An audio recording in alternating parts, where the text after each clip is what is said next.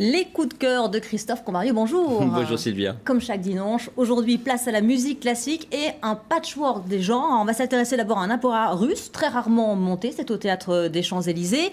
Une jeune trompettiste qui sort son premier album, une femme, vous nous direz. Ce qui est rare. Ce qui est rare. Et pour commencer, la nouvelle star des pianistes, c'est Lang Lang. Il sera cette semaine en France. Tout à fait. Bon, je vous dis nouvelle star parce que, a priori, le milieu de la musique classique, c'est pas comme chez les comédiens et les acteurs de cinéma. Vous n'en avez pas un qui remplace l'autre chaque année. Donc voilà, c'était un petit peu pour ça. Il faut quand même dire que c'est quand même le musicien classique qui est devenu star, j'ai presque envie de dire du jour au lendemain. Vraiment... ascension maximum pour un temps absolument minimum. C'était en 2008. Il jouait 5 minutes lors des Jeux Olympiques de Pékin et du jour au lendemain, tout le monde connaissait Jacques Lang, même si le milieu de la musique classique le connaissait déjà depuis 2003, moment où il avait enregistré pour Deutsche Grammophon les concertos de Tchaïkovski avec Daniel Barenboim. Alors, à Star, salle de Star, jeudi prochain, il ouvrira les Chorégies d'Orange dans ce somptueux écrin du théâtre antique d'Orange. Au programme, il jouera donc jeudi 11 juillet, il jouera Mozart et Chopin, et je vous propose de l'écouter tout de suite, justement, jouant Chopin.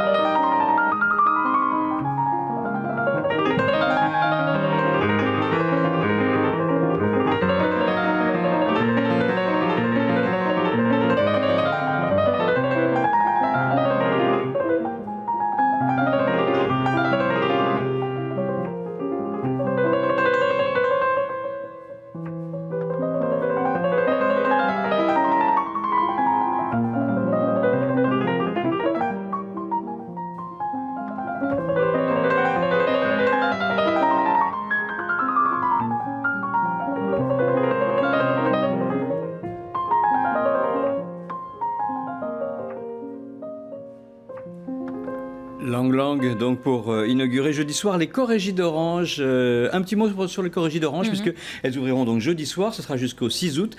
Il y aura 2 opéras cette année, le Vaisseau fantôme de Wagner et le Bal masqué de Verdi, bicentenaire de l'un et de l'autre, oblige évidemment. Et puis un grand concert le 19 juillet, ce sera Anna Caterina Antonacci et Roberto Alagna. Beau programme, merci. Très beau programme. On continue avec une nouvelle venue sur la scène musicale internationale. Elle n'a que 25 ans, elle est norvégienne et elle joue d'un instrument assez peu commun pour une femme, la trompette. Peu commun pour une femme et en même temps peu sexy, parce qu'il faut quand même être clair, c'est pas très joli à regarder. Un trompettiste, ça gonfle des joues, c'est pas sublime. Cela dit, il est vrai que le milieu de la musique classique peine à trouver un successeur à Maurice André depuis qu'il est mort. Et cette nouvelle venue s'appelle donc Tin Thing LZ. Elle joue de la trompette depuis l'âge de 7 ans et évidemment rien de mieux pour commencer une très belle carrière internationale que signer dans un label international. Son premier album sort donc cette semaine chez EMI. C'est une sorte d'album en forme de carte de visite où elle joue un grand nombre de compositeurs pour qu'on se fasse évidemment une idée de son talent. Au programme des œuvres de Hindemith, Jacques Ibert, Georges Enesco et Manuel de Falla, dans laquelle on l'écoute tout de suite.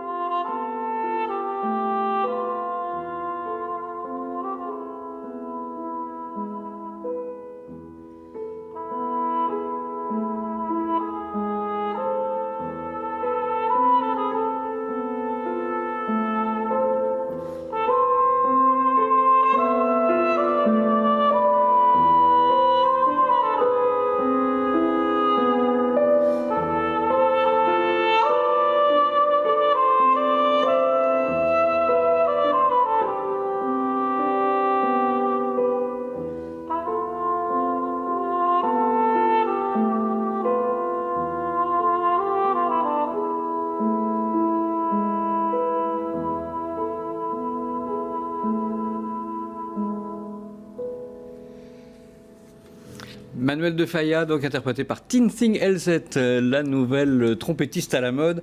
Son nouvel album vient de sortir chez EMI. Et pour finir, Christophe, à l'affiche du théâtre des Champs-Élysées, un opéra qui n'a jamais pratiquement été monté. Très peu en tout cas, parce qu'effectivement les Russes ont le chic d'écrire des opéras qui sont très compliqués à monter. On connaît le Guerre épée de Prokofiev qui nécessite 40 solistes, des chœurs incroyables, etc. Donc évidemment ça coûte très cher à monter, donc c'est pas possible. Aujourd'hui, au théâtre des Champs-Élysées, c'est le Coq d'or de Rimsky-Korsakov qui viendra nous être présenté par le Théâtre national de ballet et d'opéra de Moscou, Natalia Satz. Ce sera du 9 au 12 juillet. C'est pas tout à fait un opéra, c'est pas tout à fait un ballet, c'est donc un opéra-ballet.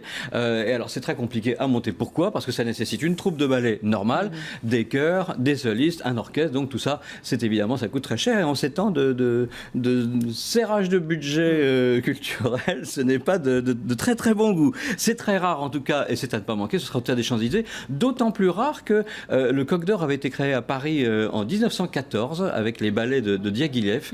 Et pour cette nouvelle production, le théâtre a repris les décors et les costumes de la version originale. Donc d'après des maquettes et des dessins, ils ont reconstruit les mêmes décors et les mêmes costumes qu'en 1914. Je vous propose tout de suite, évidemment, d'en voir un extrait.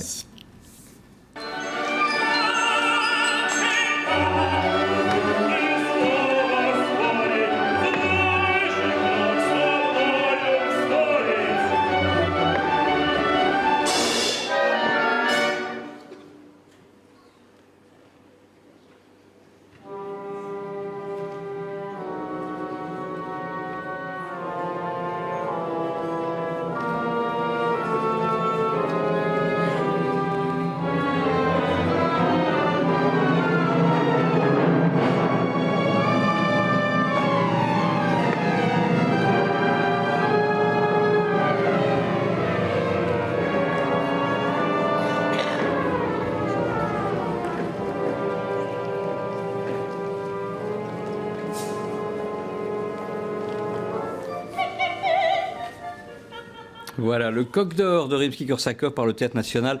Natalia Satz de Moscou, ce sera au Théâtre des Champs-Élysées du 9 au 12 juillet. Et c'est évidemment un spectacle à ne pas manquer. Merci beaucoup Christophe. On vous retrouve évidemment la semaine prochaine, 14 juillet, vous serez là? Absolument. Pour la dernière. Pour la dernière de la saison, mais on vous retrouve évidemment l'année prochaine. Évidemment. Merci Christophe. À suivre sur LCI, c'est un nouveau journal. À tout de suite.